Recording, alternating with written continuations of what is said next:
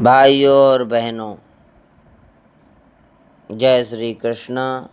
आशा करते हैं आप सब अच्छे होंगे, स्वस्थ होंगे और मस्त होंगे।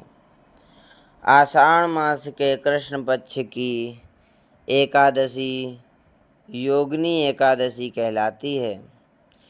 इसमें भगवान नारायण जी का पूजन आराधना की जाती है। श्री नारायण भगवान विष्णु का ही एक नाम है, अतः अन्य एकादशियों के समान ही भगवान विष्णु अथवा उनके लक्ष्मी नारायण रूप की पूजा आराधना करें और दान आदि क्रियाएं पूर्ण करें। इस एकादशी का व्रत करने से संपूर्ण पापों का क्षय होता है और पीपल का पेड़ काटने जैसे पाप तक से मुक्ति मिल जाती है। किसी के दिए हुए श्राप तक का निवारण हो जाता है। योगिनी एकादशी का व्रत करने से इस व्रत को करने वाला इस लोक में सभी सुखों का भोग कर अंत में मोक्ष को प्राप्त कर लेता है, श्री हरि चरण में निवास प्राप्त कर लेता है, ऐसा शास्त्रों का कथन है।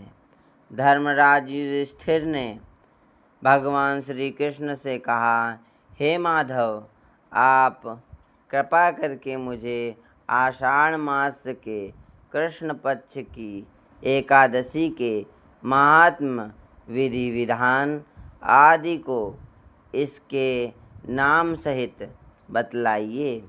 इससे आगामी पीढ़ी इस एकादशी के बारे में शास्त्र सम्मत जानकारियाँ प्राप्त कर सकेगी।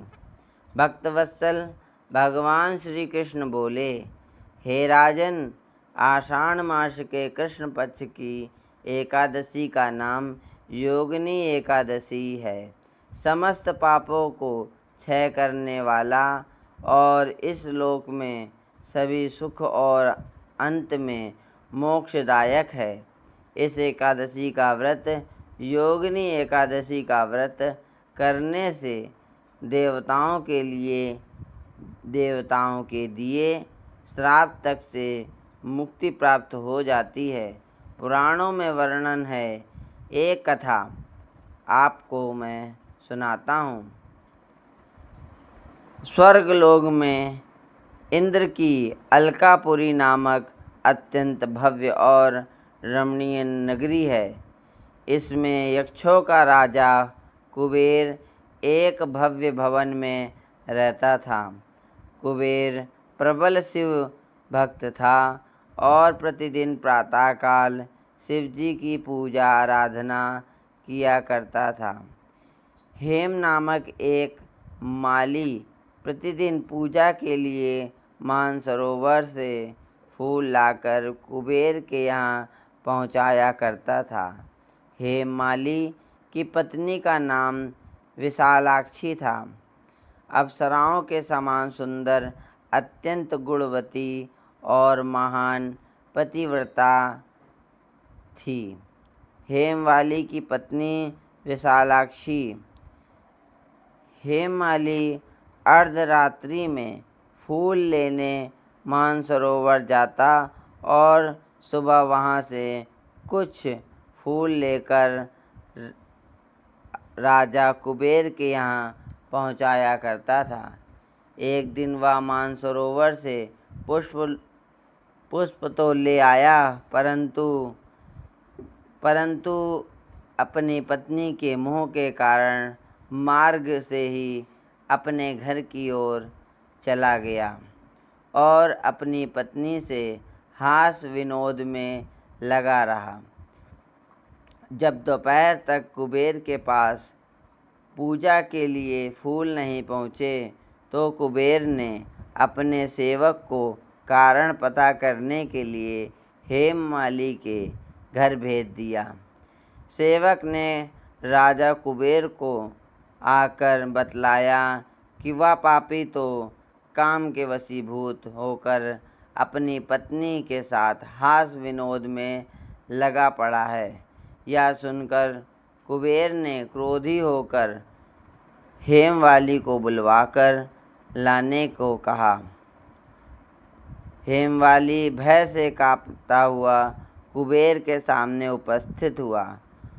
उसे देखकर क्रोध के मारे कुबेर के नेत्र लाल हो गए और फिर कहने लगे, अरे पापी, नीच, कामी, तूने मेरे पूजनीय ईश्वरों के भी ईश्वर श्री शिव जी महाराज का अनादर किया है। इसीलिए मैं तुमको श्राप देता हूँ कि तू स्त्री का वियोग सहेगा और मृत्युलोक में जाकर कोढ़ी हो जाएगा।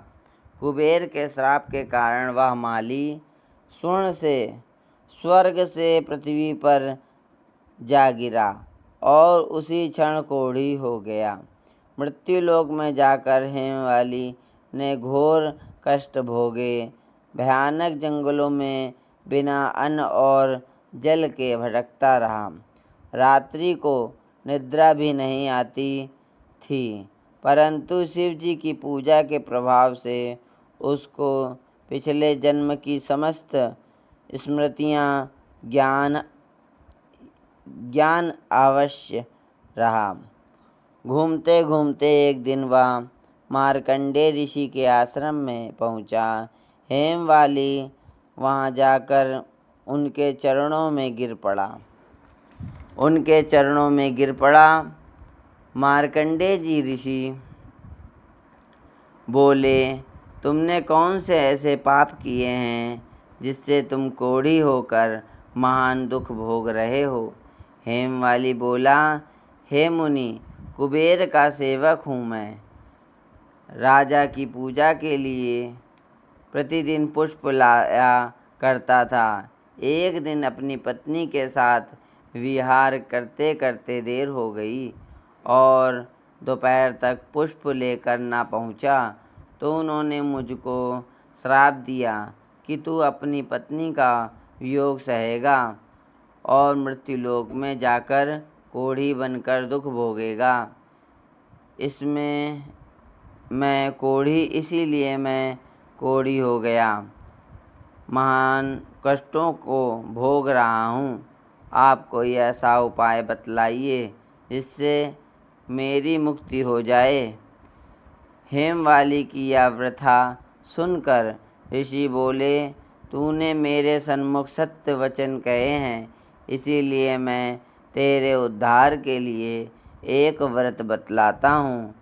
यदि तू आषाढ़ मास के कृष्ण पक्ष की योगिनी नामक एकादशी का विधि पूर्वक व्रत करेगा तो तेरे समस्त पाप नष्ट हो जाएंगे। इस पर हेमवाली बहुत प्रसन्न हुआ और मुनि के वचनों के अनुसार योगिनी एकादशी का विधि पूर्वक व्रत किया, जिसके प्रभाव से वह फिर अपने पुराने स्वरूप में आ गया और अलकापुरी पहुंचकर अपनी स्त्री के साथ आनंद पूर्वक रहने लगा।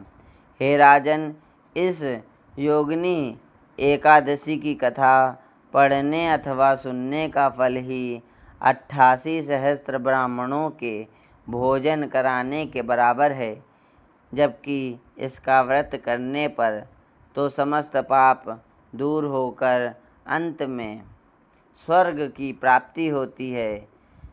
बोलिए सियावर रामचंद्र की जय।